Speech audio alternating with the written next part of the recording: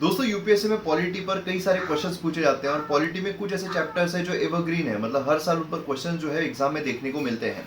अब ऐसे जो टॉपिक्स हैं उनका रिवीजन करना बहुत इंपॉर्टेंट हो जाता है, लेकिन रिवीजन में बहुत सारा वक्त भी चला जाता है जिससे कि जो बाकी सब्जेक्ट्स है वो हम कवर नहीं कर पाते हैं।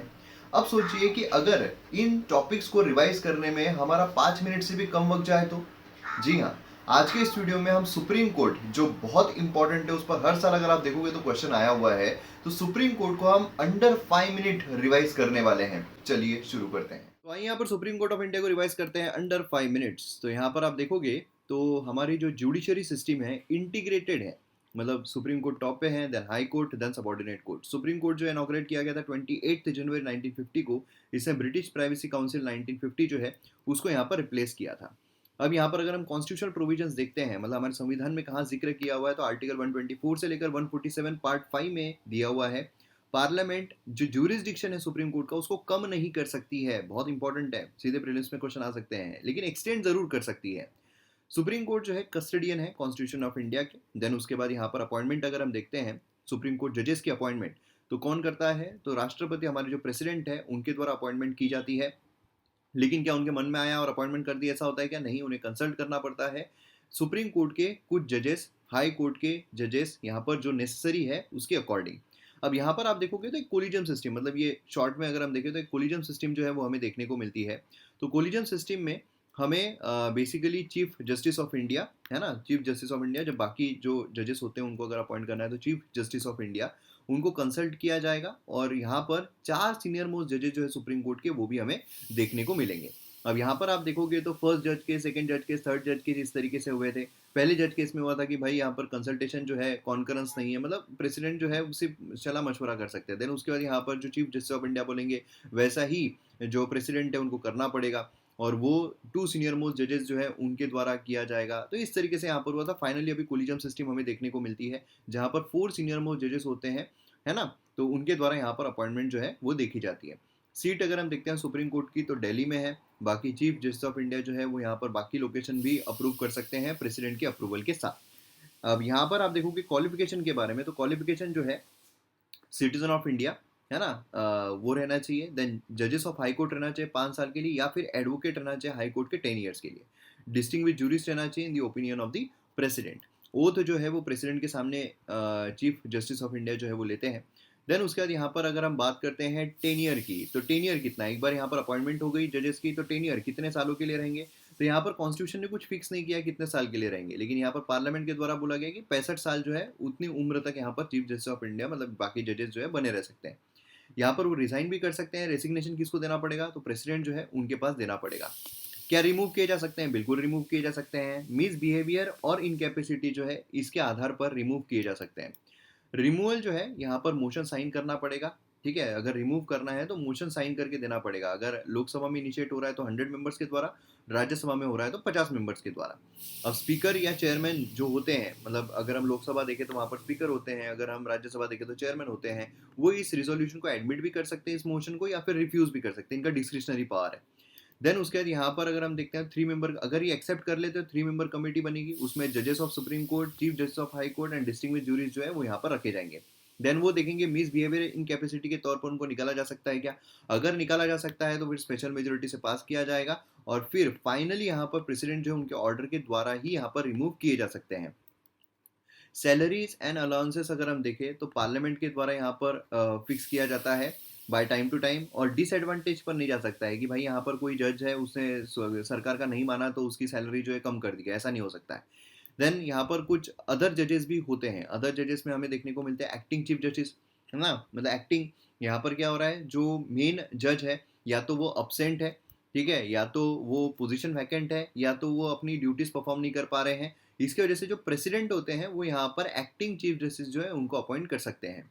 देन उसके बाद यहाँ पर एडहॉक जज आते हैं। एडहॉक मतलब जो टेम्पररी जज है, तो अगर कोरम नहीं बैठ रहा है, समझ लो 5 जजेस चाहिए, उसका कोरम नहीं बैठ रहा है, तो यहाँ पर जो चीफ जस्टिस ऑफ इंडिया है ये यहाँ पर किसी हाई कोर्ट के जज को बुला सकते हैं कि भाई कोरम नहीं बैठ रहा है हमारे जजेस का, आ जाओ थोड़ा यहाँ पर बैठ के हमारी मदद कर लो।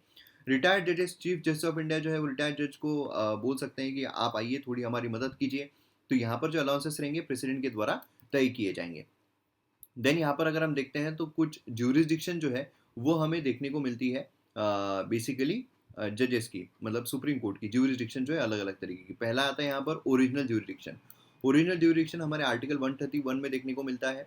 इसमें अगर हम देखें तो जो सुप्रीम कोर्ट है वो यहाँ पर डिस्प्यूट्स, मतलब ओरिजिनल ज्यूरिसडिक्शन कहाँ कहाँ पर लागू होता है, तो वो कोई भी डिस्प्यूट अगर अराइज होता है किसके बीच में, सेंटर या किसी स्टेट के बीच में, या सेंटर या दो या उससे ज़्यादा स्टेट्स के बीच में, या तो दो या उससे ज़्यादा स्टेट्स के बीच में अगर अराइज होता है, तो देन उसके बाद यहाँ पर कहाँ पर एक्सटेंड नहीं होता है, तो अगर प्री कॉन्स्टिट्यूशनल अग्रीमेंट या इसके ऊपर कोई मतभेद हो रहा है तो उसमें नहीं होगा। इंटर स्टेट वाटर डिस्प्यूट जो है ऑलरेडी हमारे पास ट्रिब्यूनल देखने को मिल रहा है तो इसमें भी नहीं होगा। यहाँ पर मैटर जो फाइनेंस कमीशन के पास रेफर किया गया इसमें भी नहीं होगा। कोई डैमेज अगर हो रहा है, मतलब बेसिकली जो स्टेट्स है उनका, मतलब सेंटर ने कुछ नीति लेकर आ गया उसके वजह से स्टेट को डैमेज हो रहा है तो स्टेट चला गया नहीं हमारा ये, तो वो नहीं हो सकता है।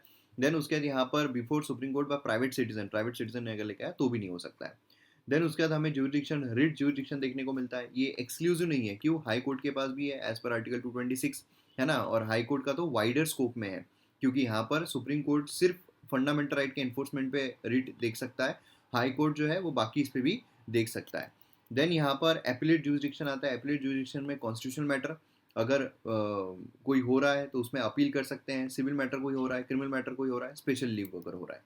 देन उसके बाद एडवाइजरी ज्यूरिडिक्शन आता है, मतलब यहाँ पर एडवाइस जो है किया जा सकता है सुप्रीम कोर्ट के द्वारा, किसको, हमारे राष्ट्रपति को। राष्ट्रपति एडवाइस ले सकते हैं कौन कौन से मैटर में, दो मैटर में एडवाइस ले सकते हैं। एक तो अगर कोई क्वेश्चन अराइज हो रहा है पब्लिक इंपॉर्टेंस का, तो उसमें अगर पूछना है उनको कि भाई कोई लॉ क्या कहता है इसके बारे में बताओ, तो यहाँ पर सुप्रीम कोर्ट जो है या तो वो अपनी एडवाइस दे भी सकता है या रिफ्यूज भी कर सकता है, ठीक है।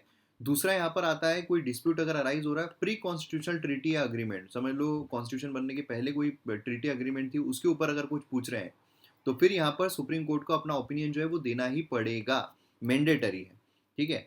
देन उसके बाद यहाँ पर कोर्ट ऑफ रिकॉर्ड भी होते हैं, जो अलग अलग डिसीजन दिए जाते हैं वो एज ए रिकॉर्ड रखा जाता है। देन कुछ हमें एडवोकेट्स देखने को मिलते हैं, सुप्रीम कोर्ट के एडवोकेट्स। उसमें आता है सबसे पहले तो सीनियर एडवोकेट। सीनियर एडवोकेट अगर आप देखोगे तो डेसिग्नेट किया जाता है senior advocate by supreme court of India, high court, ठीक है। और ये यहाँ पर बिना एडवोकेट ऑन रिकॉर्ड जो होते हैं सुप्रीम कोर्ट के उसमें नहीं जा सकते हैं, उनके साथ ही उनको जाना पड़ेगा। जो सीनियर एडवोकेट है उनको एडवोकेट ऑन रिकॉर्ड के साथ ही जाना पड़ेगा सुप्रीम कोर्ट में, और यहाँ पर जो जूनियर्स होते हैं उनके साथ ही जाना पड़ेगा किसी बाकी कोर्ट या ट्रिब्यूनल में, तो ये चीज़ ध्यान में रखिए, बहुत इंपॉर्टेंट है। देन एडवोकेट ऑन रिकॉर्ड, यहाँ पर जो हमने देखा था कि सुप्रीम कोर्ट जो है एडवोकेट ऑन रिकॉर्ड के साथ ही जा सकते हैं सीनियर एडवोकेट, तो ये जो एडवोकेट है यही सिर्फ वैसे एडवोकेट है जो यहाँ पर मैटर या डॉक्यूमेंट जो है उसको एंटाइटल कर सकते हैं, यहाँ पर अपीयरेंस जो है फाइल कर सकते हैं सुप्रीम कोर्ट में। देन उसके बाद बाकी एडवोकेट्स आते हैं जिनके नाम यहाँ पर एंटर किए गए हैं स्टेट बार काउंसिल में, तो वो बाकी एडवोकेट्स में आते हैं। वो यहाँ पर अपीयर हो सकते हैं, आर्ग्यू कर सकते हैं कोई भी matter on behalf of party in supreme court, ठीक है, सुप्रीम कोर्ट में जाके आर्ग्यू कर सकते हैं, लेकिन वो डॉक्यूमेंट फाइल नहीं कर। डॉक्यूमेंट का काम किसका है, सिर्फ एडवोकेट ऑन रिकॉर्ड का, ठीक है, रिकॉर्ड मतलब यहाँ पर डॉक्यूमेंटेशन। तो ये चीज़ यहाँ पर हमें देखने को मिलती है। तो इस तरीके से पूरा जो सुप्रीम कोर्ट है वो अंडर 5 मिनट आपका रिवाइज हो जाता है ना। कंडीशंस अप्लाई, आपने पहले यहाँ पर सुप्रीम कोर्ट चैप्टर जो है उसको अच्छे तरीके से पढ़ा है। ये बेसिकली मैंने जो टेलीग्राम चैनल है वहाँ पर शेयर करता रहता हूँ मैं। टेलीग्राम चैनल है मयूर मोगरे नाम से, आपको सर्च करना है। बाकी आपको कोई डाउट आता है तो आप इंस्टाग्राम पे भी मयूर मोगरे सर्च करके मैसेज कर सकते हैं। तो वीडियो पसंद आया तो शेयर जरूर कीजिए, चैनल को सब्सक्राइब कीजिए। मिलते हैं अगले वीडियो में। जय हिंद।